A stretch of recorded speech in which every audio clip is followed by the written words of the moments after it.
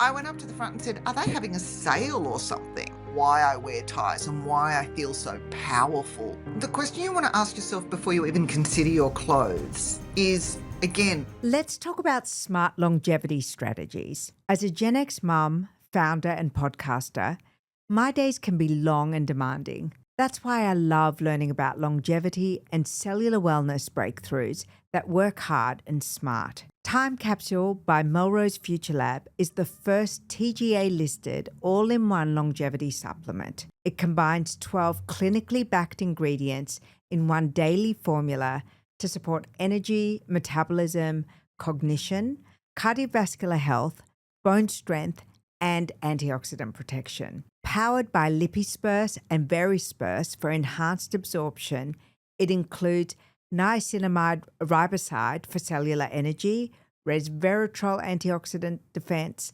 and berberine to support glucose metabolism. Plus essentials like activated B vitamins, magnesium, vitamin D3 with K2. Because real longevity is not just about one thing. It's sleep, nutrition, mindset, and yes, supplements. It's about everything working together. Time Capsule makes it simple. Dijanna, I am so thrilled to have this conversation. I feel like I stopped you on a street corner in front of Chanel at Castlereagh Street a few months ago. And we had this I've got to get you on the podcast. yes, it was fun to catch up. Geez, we covered a lot of ground in 5 minutes, didn't we? We really did. But for anyone who's listening or watching, Dijanna and I met, I want to say, at least 22 years ago when you were comms director at Prada. That's when I first met you. And then we collaborated when you were doing these amazing events. And I had a distribution business then. I did gifting and I spoke at your event. And I remember I spoke at one of your events the night before I got married. I was getting married in Canberra. I flew back to Sydney to speak at your event. And then the morning of my wedding, went back to Canberra to get married. I don't think you told me that because I I wouldn't didn't. have let you do that. But thank you for the Yeah. commitment. Amazing. Yeah, if you make a promise, you make a promise. And I always love what you've been doing, like all your beautiful books and now like Thanks. the work that you're doing um, in fashion is taking it to a new level, and a new generation of men and women are going to learn to see fashion as the thing that it is, which is like an entire personal branding universe. Yeah. Yeah, I mean it's interesting that word fashion. It's so loose and it's so broad. I don't think anybody's ever actually defined it. For me, it's basically your relationship with your clothing. So that's how I define fashion in my universe. And right now I'm researching a PhD for UTS that revolves around communication values in clothing and whether clothes have communicative value regardless of whoever's wearing. So let's say you're wearing a blazer. Does the blazer mean the same thing whether you're wearing it, I'm wearing it, someone else is wearing it? Does it carry with it some intrinsic meaning? And I'm finding the research incredibly fascinating. I've become a total nerd about it. Well, it's interesting you should say that, because when I saw you come on screen and you're in your shirt and tie, in the back of my head, I went, oh, great. Like she means business. She's turned up, focused. She's, being playful with her clothing. We're going to have this great conversation. And I thought, well, I'm wearing something really simple. And I thought, because I don't want to overcook it, because I didn't want to get all dressed up and silly with it. And I thought, in an ode to how long I've known you and how comfortable I feel with you, I'm not in fancy dress to be the host of a podcast today. So just even that interaction, I ran all this stuff in my head about the cues that how we were dressed and how we turned up and even our backgrounds, what it meant and what it meant for us as women, as experts, as personal brands. So I bet you're finding amazing stuff. Oh, so much stuff. I wear a shirt and tie most days now. That's sort of my, I don't know. Maybe it's your It, professor. it's well, I think it's because my study revolves around the baseline of my study revolves around the corporate sector, and so I kind of want to embody it at the same time as I'm studying it, just to sort of see how I feel. And the interesting thing is that when you start to dress a certain way for whatever reason, different things on other people will start to appear on your radar. Mm. And yeah, the shirt and tie, it's an interesting thing. The corporate sector sartorially is in a state of flux at the moment. And it's very interesting to see how men are dressing post COVID and how women are dressing post COVID and how people who identify in different ways are dressing. I mean, this interpretation of corporate wears really, it's in quite a state of flux that's fascinating to me. And I think something that when we look back on this period, we're going to see some quite startling things emerge. And it kind of makes sense to me. I haven't thought about it, but now that you say it, it makes sense to me because I think corporate is in a state of flux. You know, what does corporate even mean? Like post pandemic, so many people didn't return to the office, or many offices were closed or became less formal. And so, what do you wear in a less formal environment? What do you wear if Yeah. you're only coming in 3 days a week? What do you wear if meetings are virtual? Is it all business up top and party down the bottom, or the bottom? I don't know. But We can only hope. really hope. And it's really interesting too. It also depends on how you view yourself within the corporate structure, how ambitious you are in the corporate structure, who's in charge of your movement in the corporate structure. Um, and also, you know, the corporate sector is, you know, it does swing with fashion. And fashion itself swings from one end to the other, from formal to less formal to more formal. I mean, the 70s were quite informal as well. You had men in Australia wearing shorts to the office I've seen in the those photos and 70s. I always think, oh my gosh, and not just shorts, like shorty shorts. Yeah, shorty shorts, tight shorty shorts. And then you come to the 80s where it's got to be the perfectly tailored suit. Look, just a little insight into what I'm seeing. Men are taking to casualisation in the corporate workspace with a gusto. Hmm. Women are a little less inclined to jump onto the casual bandwagon, only because I think there have never been hard and fast rules for women in corporate, Hmm. whereas it's been a fairly simple uniform for men. But what I am noticing is that the men are losing their ties. They're losing their ties, but they're still wearing shirts that are made for ties. So Mm. they're becoming quite sloppy. The look is quite sloppy because the thing that this was created for, the collar stand was created for, no longer exists, but there's too much weight for it to sit easily. So there's a little bit of sort of desublimation of the corporate uniform for men. But in response to that, I'm seeing the women dress a little more formally, or let's say a little more Oh, yeah. structured. And Mm. I'm wondering if down the track we look back and see that that is kind of a visual nod to changes that are happening in the workplace. Are women starting to get a little more attention or force a little more seniority? And are men in relaxing in their clothing giving off the air that they're relaxing in their roles as well? I'm fascinated to see where this is going to take us. I have never had an anthropological episode on fashion and style and the signals that it sends. And for me, the really interesting aspect of what you're studying and what we talked about when we caught up was there are certain chapters in everyone's life, and I'll talk about my core audience who are probably listening now, which is women over 35, 40. And Mhm. the what's happening usually around that period of your life is you may have gone, you may have just had your children or child. Your life is then in a period of transition, and you might be, as you were saying, in a different aspect of your career. So if you're either returning to work and you need to re-grasp how things have changed in the workforce, how do you turn up? What's appropriate, what's fashionable, what signal are you sending with what you are wearing. Then there's the other part is, when you reach midlife, typically, there is that kind of element of finding yourself and having this level of either confidence of like, this is me, take it or leave it, or, you're on the precipice of change once again and you want a moment of reinvention, whether it's coming back to yourself or pivoting into an entirely different look, feel, direction in life. And your first book, which I remember so well, Wardrobe 101, was probably the first time I had ever heard about the concept of capsule wardrobe. And you talked about that like over a decade ago. Is that right? Would you have been one of the Yeah, it's like 15 or 16 years ago now, which is amazing to me. Oh my gosh, those So years. first you did Wardrobe 101, which was the very, very first time I had come across the concept of a capsule wardrobe or having, just having some foundations and pillars with which to use as a guide to build a wardrobe.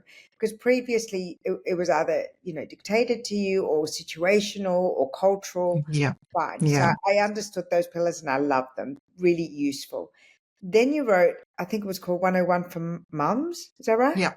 Yeah, yeah, because I found that especially professional women, when you go from working to becoming a parent, however long that period is, where you sort of shift into a different side of your personality that you might not have known before, people got really confused. And I think it was about compartmentalizing, not only compartmentalizing a stage in life, but compartmentalizing clothes. Mm-hmm. And so a lot of Quite mums were coming literally. up to me saying, I've read Wardrobe 101, it's amazing, but how does it work for me? So that book was a response to a plea, really.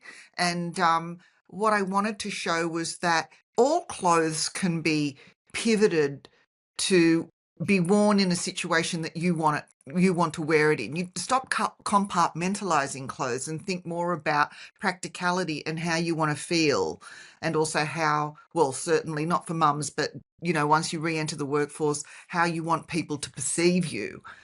So it was more of a response to a plea of, well, I was this person and now I'm this person and I don't know how to dress anymore. And I guess, before social media, so when Wardrobe 101 came out, I think it was before the juggernaut of social media, where Yeah, we would buy magazines or we would see the awards shows, and that would give us such a strong signal of what's coming through, what to wear, and people yeah, that we considered as style icons, we would follow in these tiny little glimpses of what they were wearing, and a curated edited. So the paps would get them, then the editor, the fashion editor or the social editor would edit again, and then the editor of the magazine or the fashion editor would build a collage, and then we would all eagerly kind of follow it.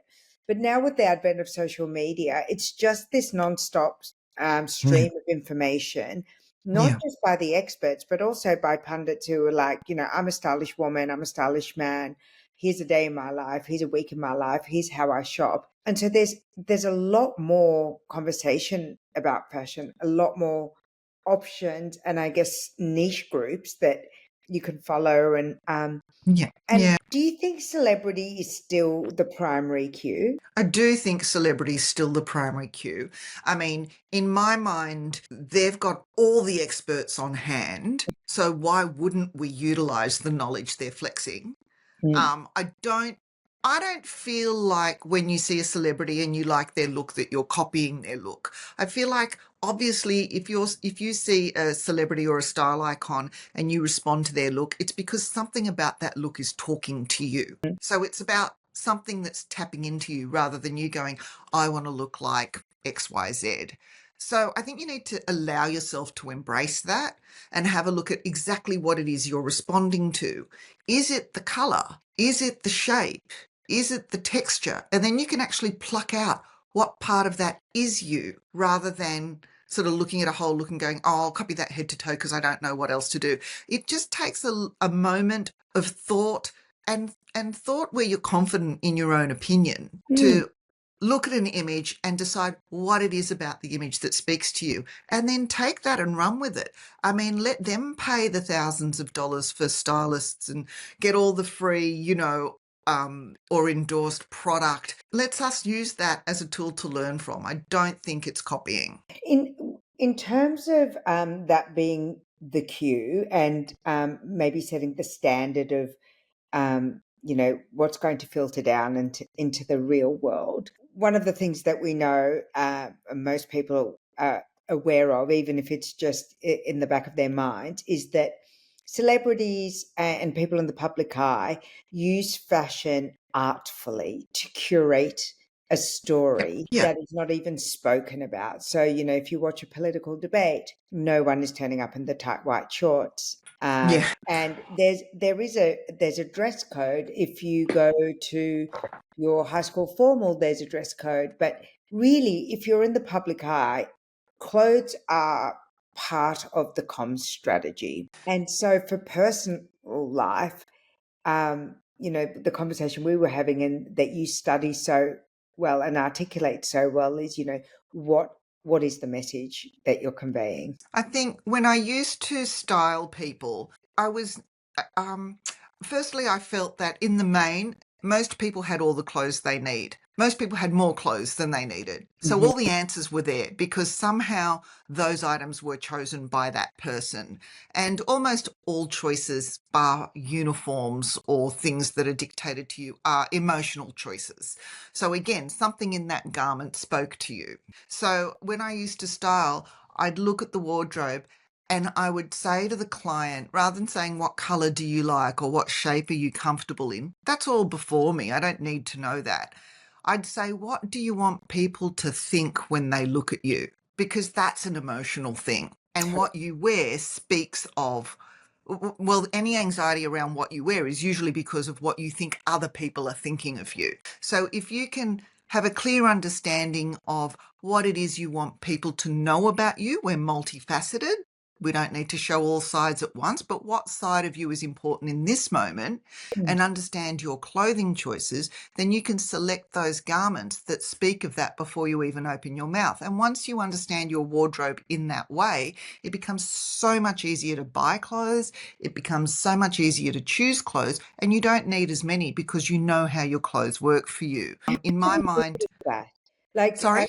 who's going to teach a normal person that? Because most Yeah. most of us don't have a stylist on speed dial. Although I can say to you, 5 years ago, when I wanted to dramatically reset my life in every possible way, Mm-hmm. I actually worked with a top stylist, Markia Yubi, and I, funnily enough, said to him, I don't want to buy new things. I don't want to redo it, but I would love for you to come and have a play in my wardrobe and let's reset. And it was so informative, and I continue to be informed by those conversations and that advice. And I will take that advice in my head and go shopping. But again, it's not practicable for everyone. So where would we learn? Where do you get that inspiration or that technical insight? I mean, I think a lot of people who spend time in fashion um, intrinsically come to know it just by exposure, but that's not helpful because a lot of them can't articulate it. My entire thesis is around actually explaining, well, first discovering and then explaining what different things project about you so Mhm. that it can become something that everyone can use. So it's essentially converting clothing into a language and garments into words. Love that. And so I think if we all started to look at clothes as self-expression, but self-expression in that this is who I am and what I'm about, rather than what it genuinely is based on right now, which is taste or wealth, Mm. then a lot of us would be more free to discover who we are. But like you say, in order to truly understand how to articulate that visually through clothing, there needs to be some form of instruction. And that's literally what my degree at UTS is all about. So So you'll stay have tuned. You'll be manual. the first to know. Well, I just think it's so helpful. And I have a special ageless listener offer. Ready to simplify your longevity stack? Our season 11 sponsor, Melrose Future Lab, is offering ageless listeners 40% off your first time capsule order. Just use the code AGELESS at checkout. T's and C's apply, offered valid on one-time purchases of time capsule, only available now at melrosefuturelab.com.au. one of the things that I found helpful before I met Mikey and before I did any of that work is when I was writing my book, Rescue Me, A Makeover Guide for a Life More Fabulous, each of the chapters was about like a dramatic overhaul of one aspect of your life. And we did finances, we did health, we did longevity, beauty, all of them. But one of the chapters was on fashion. And I I worked with a stylist, and the other kind of premise that I presented in the book, was looking at archetypes, because Yeah. celebrities can come and go, but there are some iconic archetypes. And so the archetypes I chose to present was Audrey Hepburn, Brigitte Bardot, Grace Kelly, and Sophia Loren. And I broke down what their fashion identity, what the cheat sheets were, and what it meant. And if you wanted to adopt it, these were some of the cues. And that was the chapter that I had so much feedback on. Yeah, right. People really loved it. They said, okay, I instinctively understand Sophia Loren, sexy, um, Yeah. confident, uh, you know, bodacious, all of that. Audrey Hepburn, gammon, refined, restrained. Grace Kelly, elegant, elevated, glamorous. They really understood what each of them.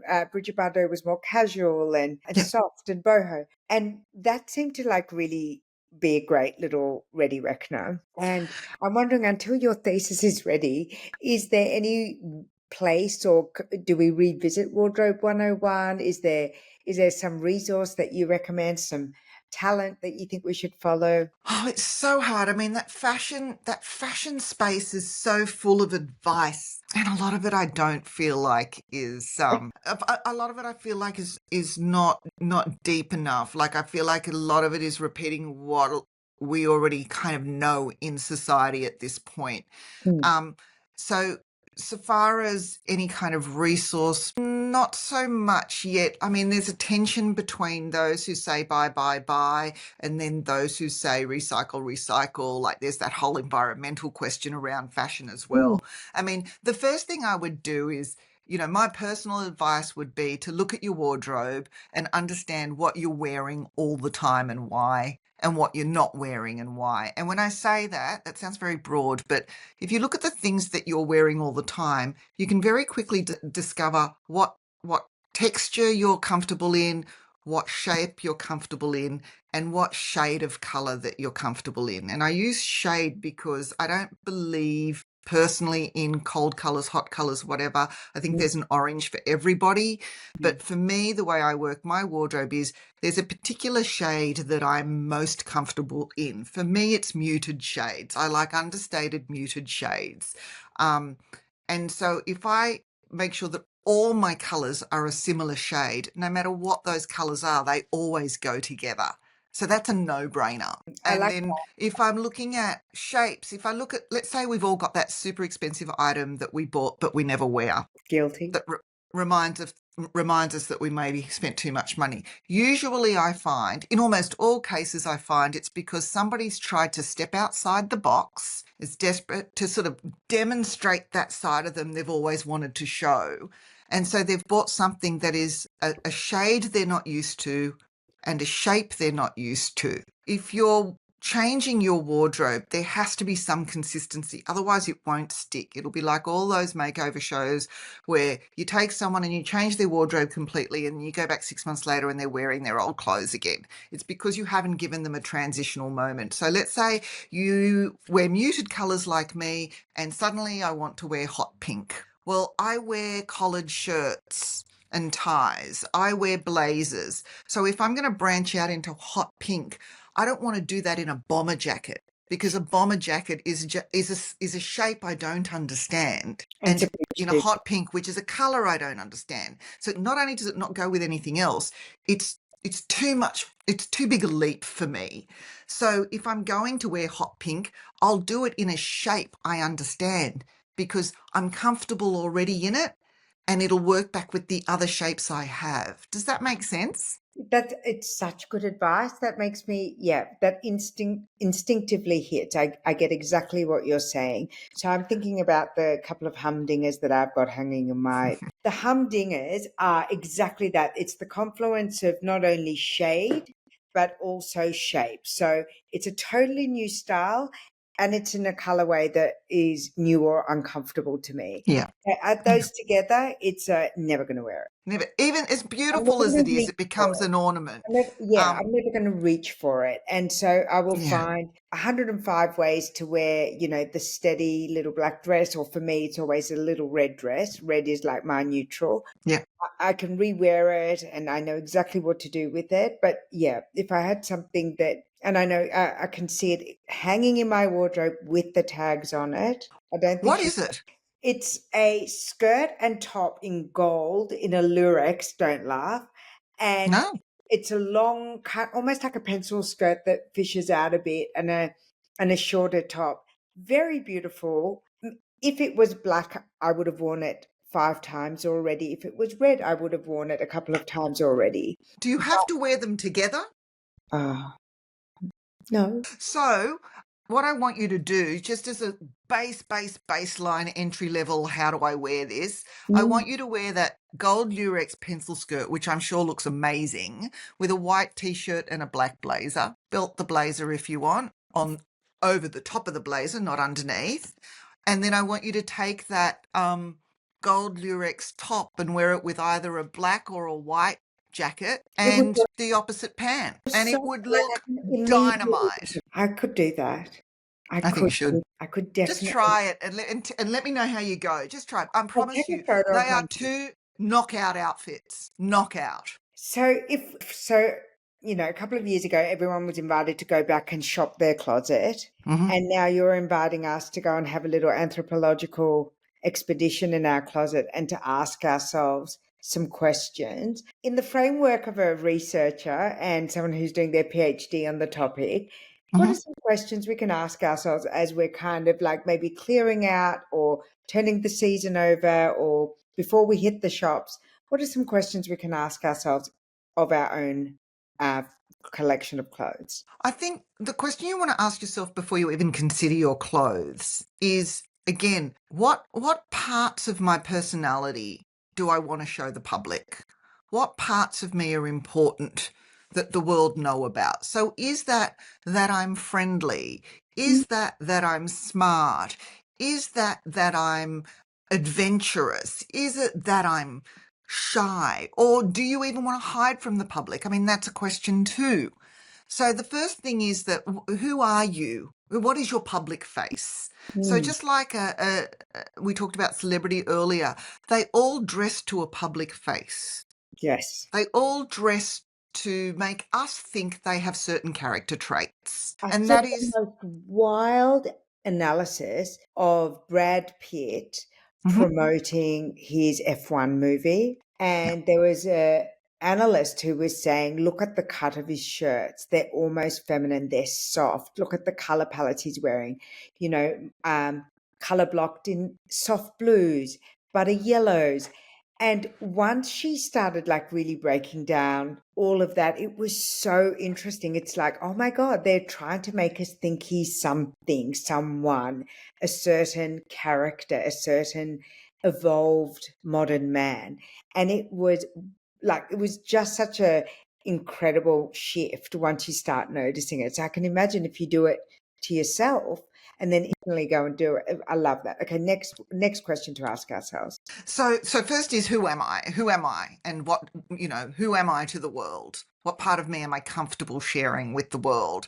Then once you've decided who that is, you very quickly understand what that person wears. You very quickly understand, okay, let's say I want to come across as creative. Who are my creative inspirations?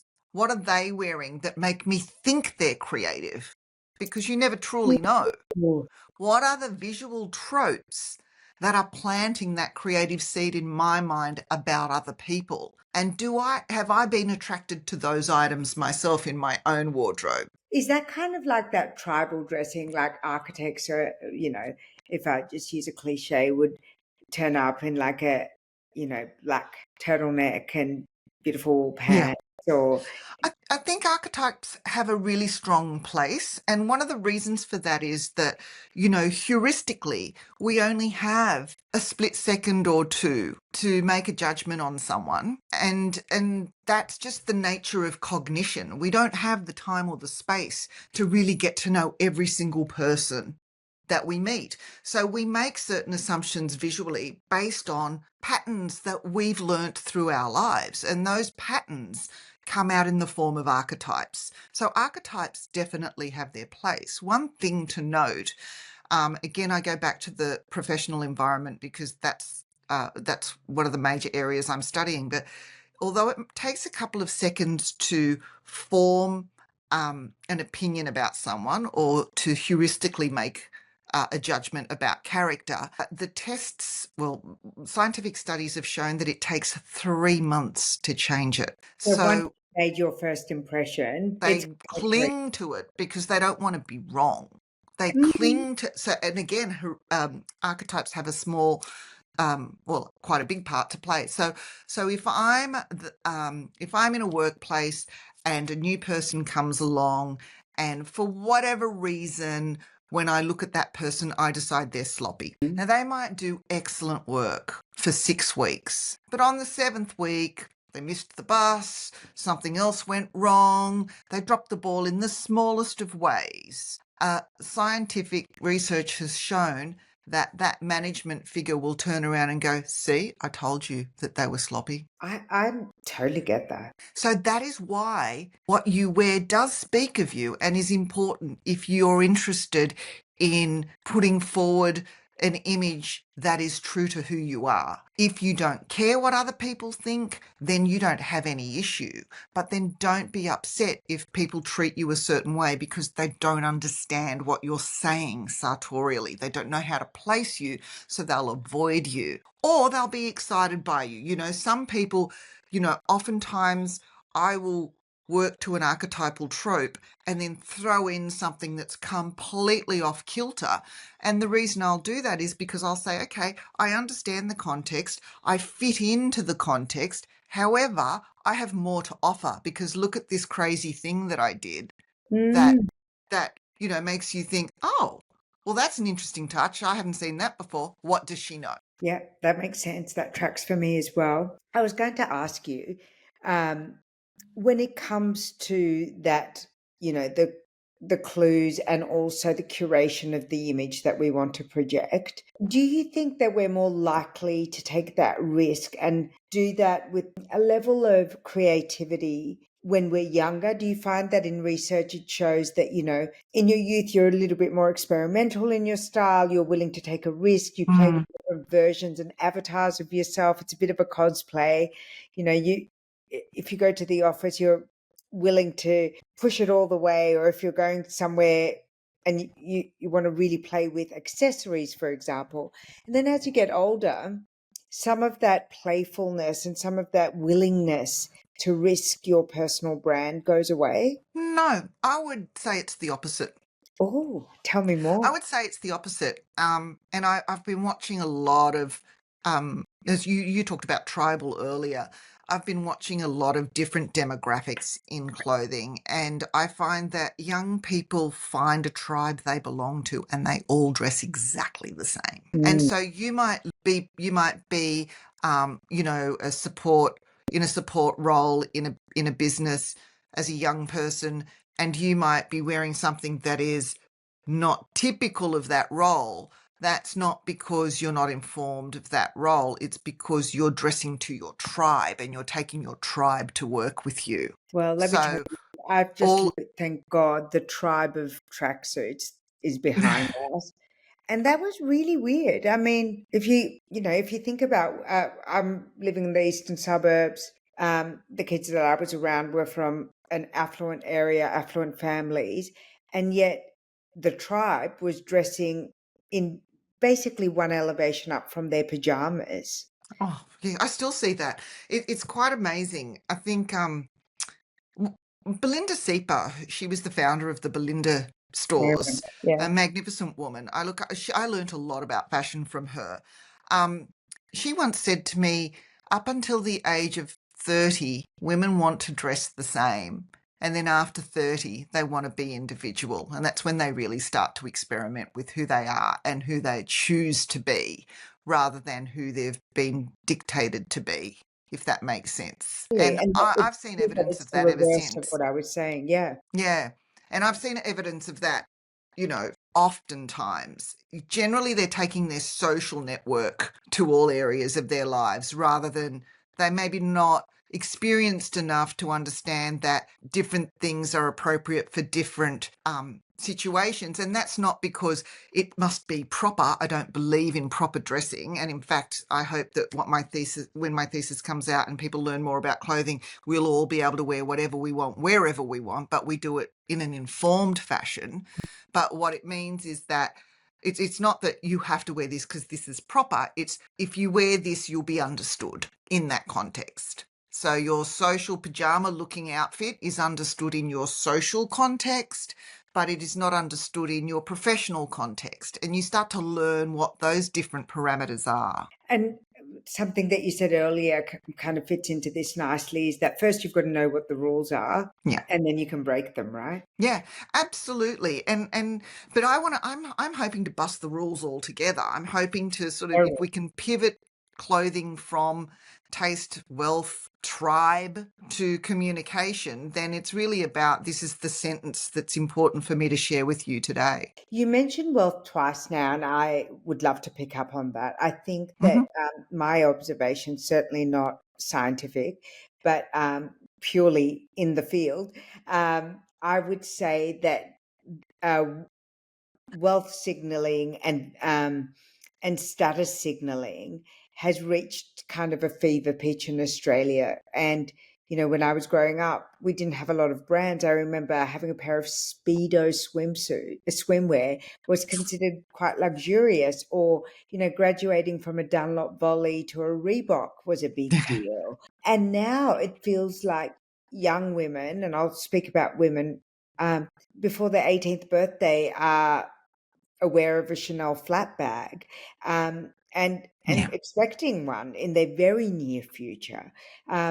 That there is, and even in different ages, there's this awareness that your own personal style can be forgiven if you just have the right cult items or just have the thing that's so fashionable right now. And I'm hoping your thesis is going to kind of blow that up too. Well, I think you're right. It's reached fever pitch. And I think that, certainly those luxury brands are on a precipice right now, whether they're either going to completely drop or soar. I think what happened with that situation was the corporatization of luxury brands or high fashion in the late 90s, early 2000s, where the mass were targeted. Before that, the mass weren't targeted. Then it became about volume. And then the volume, because of the desire that was generated, the volume could also increase to price. So the luxury brands were making a mozza because they were, elevating their profit margins to 2, 3, 5,000% quickly. And people were buying it because they had already gotten into this social kind of environment where, in order to feel successful or valuable, you had to have a $4,000 bag. I mean, the first time I ever saw that, I happened to be in the store at Prada and I was watching a young girl, and it was her 21st, and she was explaining to the sales assistant that, oh, I can either have a bag or I can have a trip to Europe. And I remember thinking to myself, and I love Prada. Prada is an amazing brand. I love Stealthwell. Mrs. Prada is a genius, and I learnt so much when I was there. But I do remember thinking to myself, in 6 months, you'll want a different bag, Yeah. whereas you'll remember that trip for the rest of your life. Don't make this mistake.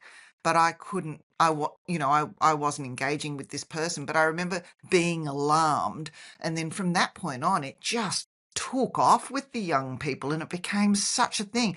And if I'm honest, I think it came from, in a large part, their parents. I think that they were sort of hearing and learning about it from their parents or older members of family or older members of social group who had always coveted those things and were at a place where they could buy those things and making such a big deal that the young people were wanting them straight away. And, you know, as a parent, I want to give It's my like kid everything. if you're a parent that smoked in front of their child or drank in front of their kid, it's not a long kind of string between them, trying it early or wanting to drink early. You're right. It's kind of the environment that they're in and the conversations that they're hearing. But I would, Because they've both been targeted by the corporatization of luxury brands. They've both been targeted by these companies that are now going public and having a lot of shareholders to answer to and focusing entirely on how much product can we get out and how much money can we make from it, rather than that family business that is, you know, loyal to the brand and to the brand essence and ensuring the quality's there. And we'd rather sell to less people who understand our product than to anybody who can afford it. I mean, one of the most mortifying days in fashion in my life was when I saw a massive line out the front of Gucci right when COVID ended. I And remember. I went up to the front and said, "Are they having a sale or something?" And the people at the front said no. And I said, "But then what the hell are you lining up for?" And as we know, those lines are commonplace now. Now, your original luxury buyer will never buy from a store that has a line out the front. So now, what is luxury? Luxury is pivoted. That has become, or what used to be called, mastige.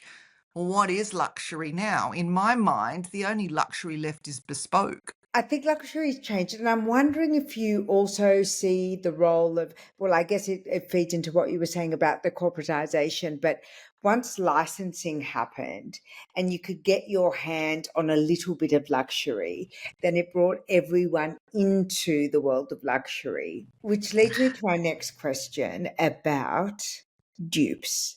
And do you think that fakes, which have been rebranded as dupes, Yeah. uh, or have always been around in some way or form and they're okay? Or do you think that, our desire to look identical to people like the celebrities we want to emulate has taken us to a total loss of individuality and a willingness to willingly fool ourselves? Well, I think that the fact that you're desiring something because it's, you know, when we're talking about dupes, because it's a status symbol in its own right, I think that's sad. But we've Um, always desired things that are status symbols. Well, and I'll tell you why. Because, you know, the Great Renunciation, when men went from wearing frippery clothes, you know, the big, when they dressed up more than women did, to deciding that they were going to be um, more serious and dress more seriously, Mm. that that demonstration of wealth through clothing was transferred to the woman, and it was transferred to the woman as a product of the household, not as a wife, but as someone who was almost like what am I trying to say? She was like an asset, So seen as an asset. your And so wife. in order for the man to appear wealthy, he would dress up his wife. So it meant that here is my demonstration of wealth in my wife, but I'm very serious. But he was still flexing on his wife. So what he was doing in that moment was training women to want to compete in the way that they dress, to constantly want Ooh, new garments. This is a historical fact. And I love unfortunately, we were so indoctrinated in that it. those of us that were, you know, married to someone who could demonstrate their wealth by dressing us up all the time enjoyed that, and those of us that couldn't envied that. So as society progressed and more people had access to wealth, those desires were carried through with us and perpetuated by the fashion system in order to make us keep buying. And so this whole buying things for status or buying dupes is just an extension of that. I don't agree with dupes because I think if a designer or a brand has come up with something that everybody wants, they should be paid for it. And I don't think you should buy a dupe because deep down, you know it's a dupe. So you don't feel authentic when you're not carrying something authentic. You're better off to go to the markets and find someone who hand-tooled a leather bag that you truly love and wear it. And then you become unique with something that has had hands on it that is authentic. And then you become authentic. So I'd really like to see that whole dupe mentality smashed. It's unfair on two counts. It's robbing you of your own personality, and it's robbing the person who created that of something that they're entitled to. Do you think that in a kind of push to capture some originality and personal style, that the role of recycling, re-wearing, um, secondhand clothes, consignment, and even renting clothes is going to have quite a powerful role in that experimentation and being a little bit more original? I think so. I mean, I think it's very exciting. Um, you know, recycled clothes is different to what it used to be when we were younger. When we were younger, it was musty and it was pulled out of a suitcase somewhere that had been sitting in 30 years. You know, it wasn't treasured the way it is now. Now it's actually very good quality. And I've been guilty of, putting a bag away for 10 years and then dragging it out and have everyone go, oh my God, where did you get that bag? Because it's different.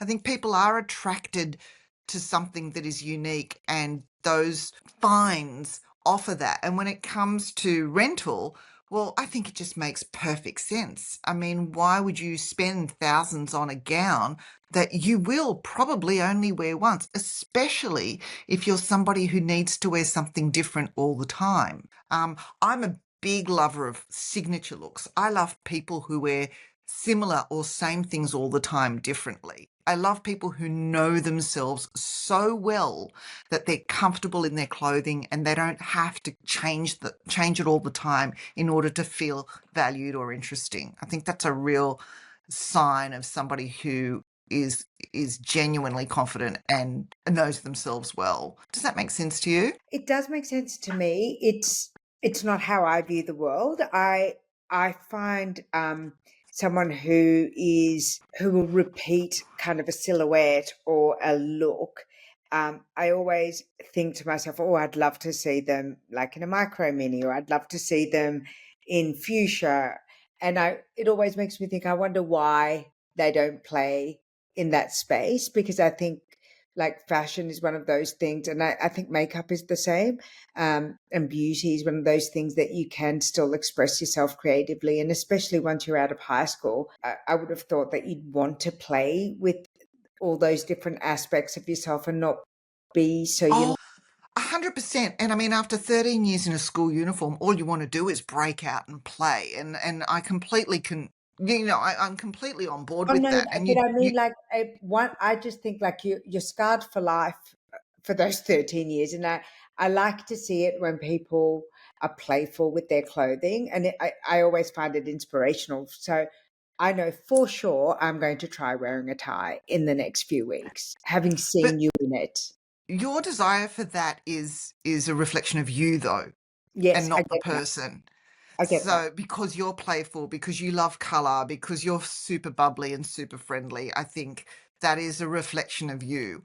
So I see that, and you're kind of projecting it onto Yeah, other people, which probably. is fine, but also, I enjoy people who have found their comfortable chair. And usually, I mean, if you look at Anna Wintour, she wears the same dress all the time, just in different patterns. And it makes me crazy. So for But me, she does a lot of color. so you're kind of like applaud to her. I look at that and I just go, "Wow, okay. Why would you do that?" It doesn't make sense to me. And I think that, to your point, finding their comfortable chair can be a wonderful thing, because it's an expression of contentment, of peace, of having found yourself. And yet there might be people who are listening saying, "I've been in that comfortable chair for a really long time." I Dijanna, need a new chair. help me find, a stool to do a pirouette on instead. Yeah. But I think you've given us some great advice as to, how we might start that process, and also how to check in with ourselves to see how ready we are and how well we know ourselves for the next iteration of ourselves Yeah. sartorially. Decide who you want to be. Decide who you want to be, because whatever you decide, that is who you are. And once So you've Dr. decided who Bruce, you want huh? to be and how that person looks, then when you go shopping, look for what that person would wear, because that person is you. And were there any, you mentioned Mrs. Prada was an inspiration to you. You loved working with her. You learned a lot from her. Who were Mhm. some other people who have really influenced your personal style and the way that you view fashion and the research that you're doing now? Well, my personal style, I think as I said earlier, an early influence was Belinda Sieper. Not only how she carried herself, but also her curation of how she managed those stores. I loved going through the racks. Of course, I couldn't afford most of it, but I loved to see how she put things together with a certain point of view. So I learnt from repetition, from looking and understanding. Every time I go, I'd understand a little bit more. So far as I'd have to say, since writing the books and researching the books, and especially the last one, Red Carpet Oscars, and really sort of drilling down on how celebrities form characters through clothing on the red carpet, I think that I've sort of taken an approach with clothing where I really decide whether it speaks to me in a way that I feel comfortable sharing. Mm, So I think a lot of the research has informed the way I select clothing in the last 15 years. Before that, it would have been Belinda Sieper, then my experience at Prada, that sort of formed how I view fashion. I have a Victorian bent too. I kind of like Victorian shapes, and I like a lot of black. So I don't know if there was a past life there or something. The other thing too is I've been thinking really deeply lately about why I wear ties and why I feel so powerful mm, wearing ties. And in sort of I'm writing an article about it, and in drilling down why that is, I've realised that um, I wear ties as an act of defiance, which was shocking to me when I thought about it. But I'm defiantly saying to the world that if you can have it, I can have it too. mm. And if you can do it, I can do it too, and I'll do it better. Wow. I know, right? I was like, oh, geez, I have Diana, to settle ask you, down. where did that, was that like in therapy? Was that a self-assessment? Did you come? Was just me looking into the history of ties, looking into the history of corporate menswear, looking at what points in my life did I start to notice ties? How did I feel about my situation in society at that time? How was entertainment reflecting women's roles? How was entertainment reflecting men's roles? I was looking at things like American Gigolo. I was looking at things like Wall Street. I was looking at all the men in ties who seemed to have the world at their feet. And I realized that that made a really big impression on me, and that I never wanted to be them or be with them, but there was something about them that I wanted to own. And it was when I was starting to wear shirts and ties that I realized, oh, I can have whatever they've got. Oh, what a wow. I I mean, that makes it, I mean, it's a lot, and it's a lot. but it's amazing and it's profound. And I think that, if we wrap it up there and we all go away and have a look at all the things that we own, all the things we like wearing, all the things that make us feel beautiful, and then ask ourselves the question, like, why and what does Mm. it mean to me? I think it will be an amazing internal rudder to define the next era of our style. And I am 100% going to be more mindful of my choices. And I'm going to look at my closet in a forensic, Yeah. scientific way. I love this conversation. I always love speaking to you, but this one I'm going to put into action. I consider myself a citizen scientist, and I'm going to go and do this as a little science project for myself. Well, then my work here is done. Well, no, until your thesis comes out. This is a whole big pattern. And anyone who's listening, we've heard that once Diana's thesis is out, then we'll have the full playbook.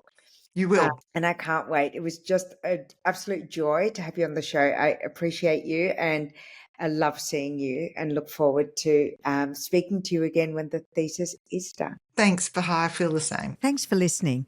If you enjoyed this episode, please subscribe to the channel, sign up for our free newsletter, and consider leaving a review and rating it. This really helps the channel grow and reach new audiences.